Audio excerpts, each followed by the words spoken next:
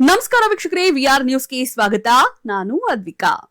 ಮಂಡ್ಯ ಜಿಲ್ಲೆಯ ನಾಗಮಂಗಲ ತಾಲೂಕಿನ ಕಬ್ಬಿನಕೆರೆ ಗ್ರಾಮದಲ್ಲಿ ಜಮೀನು ವಿವಾದ ತೀವ್ರ ಸ್ವರೂಪ ಪಡೆದುಕೊಂಡಿದ್ದು, ದಲಿತ ಕುಟುಂಬಗಳು ಮತ್ತು ರೈತರ ನಡುವೆ ವಾಗ್ವಾದಕ್ಕೆ ಕಾರಣವಾಗಿದೆ.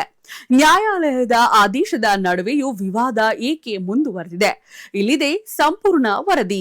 ಮಂಡ್ಯ ಜಿಲ್ಲೆಯ ನಾಗಮಂಗಲ ತಾಲೂಕಿನ ಕಬ್ಬಿನಕೆರೆ ಗ್ರಾಮದಲ್ಲಿ ಜಮೀನು ವಿವಾದ ಇದೀಗ ಹೊಸ ತಿರುವು ಪಡೆದುಕೊಂಡಿದೆ. ಸರ್ವೆ ನಂಬರ್ 21ರ ಜಮೀನಿನ ಹಕ್ಕು ವಿಚಾರವಾಗಿ ದಲಿತ ಕುಟುಂಬಗಳು ಮತ್ತು ಇತರ ರೈತರ ನಡುವೆ ತೀವ್ರ ಚರ್ಚೆ ಹಾಗೂ ವಾಗ್ವಾದ ನಡೆದಿದೆ. ನ್ಯಾಯಾಲಯದ ಆದೇಶ ತಮ್ಮ ಪರವಾಗಿದ್ರೂ ಜಮೀನಿನ ಸ್ವಾಧೀನ ಅನುಭವಕ್ಕೆ ಅಡಿಯಾಗುತ್ತಿದೆ ಎಂದು ದಲಿತ ಕುಟುಂಬಗಳು ಆರೋಪಿಸಿವೆ.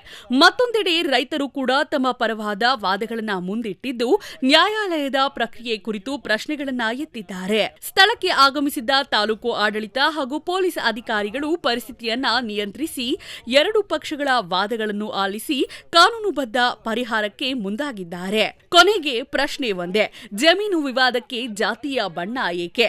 ನ್ಯಾಯ ಯಾರಿಗೆ ಸಿಗಲಿದೆ? ಅಧಿಕಾರಿಗಳು ಯಾವ ಕ್ರಮ ಕೈಗೊಳ್ಳಲಿದ್ದಾರೆ ಎಂಬುದನ್ನ ಕಾದು ನೋಡಬೇಕಿದೆ. ಕ್ಯಾಮರಾಮನ್ ಜೊತೆ ರಾಜೇಶ್, ವಿಆರ್ ನ್ಯೂಸ್.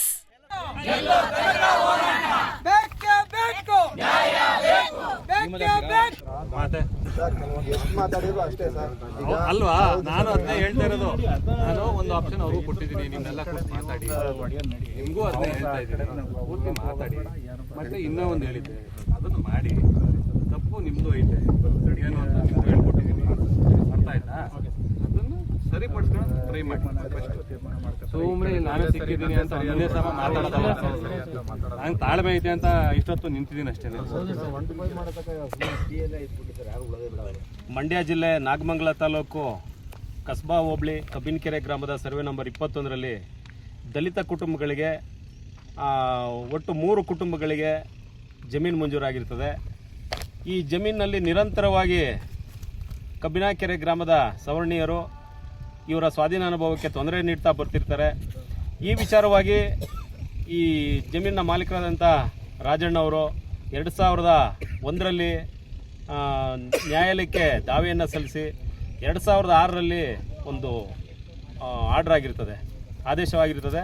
ಆ ಆದೇಶದಲ್ಲಿ ನೀವೇ ಮಾಲೀಕರು, ಇವರ ಸ್ವಾಧೀನ ಅನುಭವಕ್ಕೆ ಯಾರು ತೊಂದರೆ ಕೊಡಬಾರ್ದು ಅಂತ ಆದೇಶ ಆಗಿದ್ರು ಕೂಡ ಅದರಂತೆ ಇವರು ಸ್ವಾಧೀನ ಅನುಭವದಲ್ಲಿ ಇಟ್ಕೊಂಡು ರಾಗಿ ಹಾಗೂ ಉಳ್ಳಿ ಬೆಳ್ಕೊಂಡು ಜೀವನ ಮಾಡ್ತಾ ಇರ್ತಾರೆ. ನಿರಂತರವಾಗಿ ಇವರಿಗೆ ಕಿರುಕುಳ ನೀಡೋದು, ಈ ಜಮೀನು ನಮಗೆ ಸೇರಬೇಕು, ನೀವು ಬೇರೆ ಊರವರು, ಈ ಜಮೀನು ನೀವು ಇರಬಾರ್ದು ನೀವು ಅಂತೇಳಿ ತೊಂದರೆ ನೀಡ್ತಾ ಬಂತಿರ್ತಾರೆ. ನಮಗೆ ದಲಿತರಿಗೆ ನ್ಯಾಯ ಸಿಗೋವರೆಗೂ ನಾವು ಈ ಧರಣಿಯನ್ನು ಕೈ ಬಿಡಲ್ಲ. ಕೂಡಲೇ ಸಂಬಂಧಪಟ್ಟ ಅಧಿಕಾರಿಗಳು, ಮಾನ್ಯ ಉಪವಿಭಾಗಾಧಿಕಾರಿಗಳು, ತಹಸೀಲ್ದಾರ್ ಅವರು ಹಾಗೂ ಪೊಲೀಸ್ ಇಲಾಖೆ ಸ್ಥಳಕ್ಕಾಗಮಿಸಿ ನಮ್ಮ ಕುಂದುಕೊರತೆಯನ್ನು ಆಲಿಸಬೇಕು, ನಮಗೆ ನ್ಯಾಯ ದೊರಕಿಕೊಡಬೇಕು.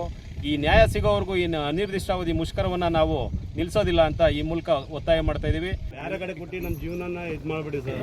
ನಾನು ಅಲ್ಲಿ ಬೇರೆ ಇದನ್ನ ಹಾಕ್ಸ್ತೀನಪ್ಪ, ಎಂಥದ್ದು GPS ಪಾಯಿಂಟ್ಸ್ ಹಾಕ್ಸ್ಬಿಟ್ಟೆ ಕೊಡ್ತೀನಿ. ಸುಮ್ಮನೆ ನಮ್ಗೆ ಇಲ್ಲಿ ಗುರುತಿಸ್ಕೊಟ್ಟಿದ್ದಾರೆ ಸರ್, ಇಲ್ಲಿ ಗುರುತಿಸ್ಕೊಟ್ಟಿದ್ದಾರೆ. ನೀವು ಯಾರೋ ಚೆಕ್ ಬಂದಿ ಯಾರೋ ಎತ್ತೋಸಾಗಿರೋದಕ್ಕೆ ನೀವು ಚೆಕ್ ಬಂದಿನ ಚೆಕ್ ಬಂದಿನ ನೀವು ತಡೆ ಮಾತಾಡ ಅಲ್ಲ ಸರ್. ಚೆಕ್ ಬಂದಿನ ನೀವು ಅದನ್ನೇ ಇದನ್ನ ಮಡಿಕೊಂಡು ಎರಿಪೈ ಮಾಡ್ಕೊಂಡು ಕುತ್ಕೊಂಡು ಆಯ್ತದ ಸರ್. ಯಾಕಂತಂದ್ರೆ ನೀವು ನಿಮ್ಮ ಪರವಾಗಿ ಆಗಿರೋ ಆರ್ಡರ್ ಇದು, ನೀವು ಸರ್ ಇದೆ ಸರ್. ಏನು ಆದೇಶ ಆಗಿದೆಯಲ್ಲ, ಡಿಗ್ರಿ ಆಗಿದೆಯಲ್ಲ, ಡಿಗ್ರಿ ಪ್ರಕಾರ ಜಾಗನ ಗುರುತು ಮಾಡಿ ಕೊಡ್ತಾರೆ. ನಾನು ಬಂದಾಗ ಅವತ್ತೇನೆ ಹೇಳಿದ್ದೆ, ಈಗ ಚೆಕ್ ಬಂದಿ ಕೊಟ್ಟಾಗ ತಪ್ಪಾಗೈತೆ. ನೋಡ್ರಿ, ನಿಮ್ಮ ಊರ್ನವರೆಲ್ಲ ಬಂದಿರ್ಲಿಲ್ಲ. ಇಲ್ಲ ಇಲ್ಲ, ಹಿಂಗಾದ್ರೆ ಆಯ್ತು, ನೀವು ಮಾತಾಡ್ಕೊಳ್ಳಿ. ನಾನು ಇವ್ರೆಲ್ಲ ಕರ್ಸ್ ಮಾತಾಡ್ಬೇಕು ಹೇಳ್ರಿ. ಒಂದ್ ನಿಮಿಷ ಕೇಳ್ರಿ, ಇಲ್ಲಡ ಊರ್ನವರೆಲ್ಲ ಮಾತಾಡಿದ್ದ ಇಲ್ಲ ಹೇಳ್ರಪ್ಪ. ಒಂದ್ ನಿಮಿಷ ತಾಳ್ರಿ.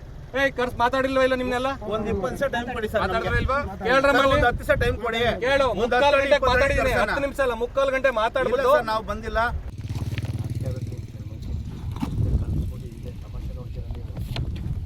ಇದಾಗಿತ್ತು ಇವತ್ತಿನ ವಿಆರ್ ನ್ಯೂಸ್. ನಮಸ್ತೆ.